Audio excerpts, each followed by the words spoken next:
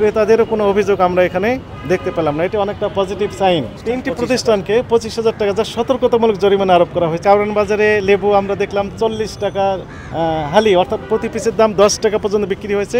এবং আরেকটি দেখলাম যে আরেকটু বড় সাইজ, অনেক বিগার সাইজ, সেটি হচ্ছে 15 টাকা পিস বিক্রি হচ্ছে। অ্যাকচুয়ালি লেবুর এখন সিজন না। ব্যবসায়ীদের সাথে কথা বলেছি এবং আমরা যারা লেবু উৎপাদনকারী কৃষক পর্যায়ে যারা রয়েছেন তাদের সাথে আমাদের যোগাযোগ হয়েছে।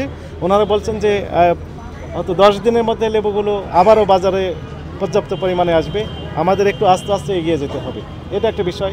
বেগুনের ক্ষেত্রে আপনারা যেমনটি বললেন যে এখানে যে বেগুনটা দেখলাম স্পেশাল টাইপের বেগুন, এটা এক্সেপশনাল বেগুন। এই দামটা এটা কমন বেগুন না। কমন যে বেগুন সেটি 50-60 টাকা কেজি দরে বিক্রি হচ্ছে, বাজারে অ্যাভেলেবল, এটি ফ্যাক্ট। কাঁচামরিচ দেখেন 50 টাকা কেজি বিক্রি হচ্ছে, একদম স্বস্তিতে রয়েছে। আসলে টমেটো কত করে 20 টাকা কেজি বিক্রি হচ্ছে। সব কিছু পণ্যের মূল্যই আসলে যৌক্তিক না, কিছুটা কম পর্যায়ে রয়েছে। কৃষকরা কিছু কিছু পণ্যের ক্ষেত্রে কি হয়েছে, তারা লস খেয়ে যাচ্ছে, এমনটি হয়েছে। আলুটা দেখেন, আলু অনেক কম রেটে বিক্রি হচ্ছে। তো সব কিছু মিলে আমার কাছে তো তাই মনে হয়েছে, যে আমাদের কাছে তাই মনে হচ্ছে যে মূল্য যৌক্তিক রয়েছে। তো এখানে আমরা যেটি দেখলাম ইফতার সামগ্রী তৈরি করছে কিভাবে, সেটি আমরা দেখলাম যে ঢেকে রাখে নাই, খোলা অবস্থায় রেখেছেন। এবং আগের দিনে যে ইফতারের কিছু অংশ ছিল সেগুলো ফ্রিজে কাঁচা মাছ মাংসের সাথে খোলা অবস্থায় রেখেছেন, যেগুলো অনিয়ম। এবং মূল্য তালিকারও একটা বিষয় ছিল যে রেখেছেন অন্য জায়গায়, যেগুলো সহজে দৃশ্যমান স্থানে লটকানো ছিল না। একই সাথে আমরা এখানে ডিমের ক্ষেত্রে দেখলাম যে ডিমের মূল্য তালিকায় লেখা রয়েছে 120 টাকা ডজন, কিন্তু বিক্রি করা হয়েছে বাস্তবে 132 টাকা ডজন। মুরগির ক্ষেত্রে আমরা দেখলাম মূল্য তালিকা লেখা আছে 300 টাকা কেজি সোনালী মুরগি, কিন্তু বিক্রি করা হয়েছে 310 টাকা কেজি।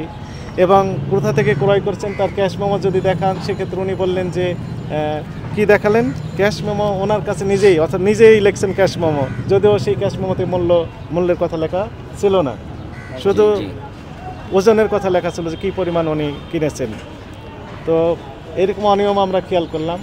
একই সাথে আমরা যেটি দেখলাম যে ভোজ্য তেল সয়াবিন তেলের যে ক্রাইসিসটা ছিল, যেটি গতকাল থেকে আমরা দেখছি যে বিভিন্ন খুচরা পর্যায়ে যে বাজারগুলো রয়েছে, দোকানগুলো রয়েছে, সেখানে মোটামুটি একটা পর্যায়ে তেল কি সরবরাহ স্বাভাবিক হয়েছে।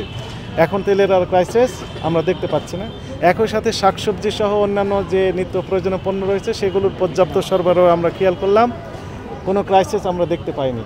এবং ক্রেতাদেরও কোনো অভিযোগ আমরা এখানে দেখতে পেলাম না। এটি অনেকটা পজিটিভ সাইন। এবং আমাদের কাছে মনে হয়েছে যে বিগত 4-5 রমজানের চেয়ে এইবারে রমজানে ভোক্তারা স্বস্তিতে আছেন, সব কিছু পণ্যের মূল্য তাদের নাগালের ভিতরে রয়েছে, এই জন্য আমাদের কিছুটা ভালো লাগছে। তারপরও যেন ভেজাল প্রতিরোধে আমরা কাজ করতে পারি, এই জন্য আমরা ইফতার সামগ্রী যেখানে তৈরি করা হচ্ছে সেগুলোতে আমরা যাচ্ছি।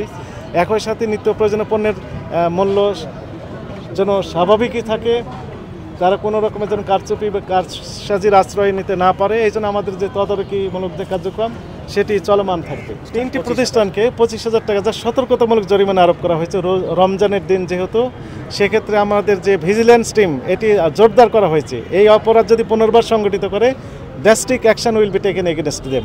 তো ফলে এইবারে আমরা তাদেরকে সতর্কতামূলক, এবং বাজারের কমিটির সম্মানিত সেক্রেটারি সাহেব সহ অন্যান্য নেতৃবৃন্দ রয়েছেন, ওনারাও আমাদের কাছে কমিট করেছেন যে ওনারা দেখভাল করবেন, ওনারা নিজেরাই এই বিষয়গুলো দেখভাল করবেন, যেন কেউ কোনো রকমের ভোক্তা অধিকার বিরোধী কোনো কার্যক্রম যেন পরিচালনা না করেন।